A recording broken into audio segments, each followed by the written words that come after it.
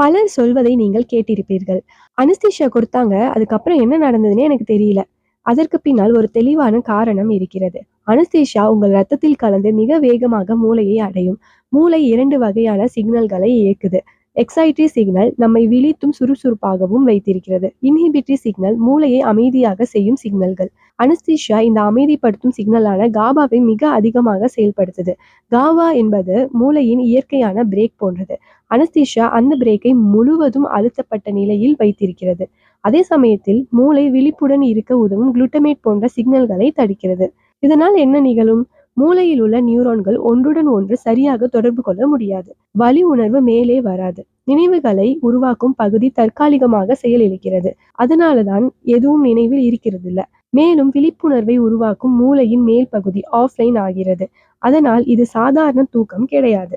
இது கட்டுப்பாட்டுடனும் பாதுகாப்புடனும் செய்யப்படும் ஒரு மூளை சைலன்ஸ் நிலை. அதனால்தான் நீங்க விழித்தவுடன் சொல்லுவீர்கள், அனஸ்தீசியா குடுத்ததுக்கு பிறகு என்ன நடந்ததுன்னே தெரியலையே. Please like, share and subscribe பண்ணுங்க. அனைவருக்கும் எளிதாக புரியும் பார்மசி மற்றும் பார்மகாலஜி தகவல்களை இங்கே நான் உங்களுக்காக பகிர்ந்து கொண்டு இருக்கிறேன். உங்கள் ஆதரவு மேலும் பலரையும் சென்றடைந்து அவர்களுக்கு அறிவை பகிர உதவும்.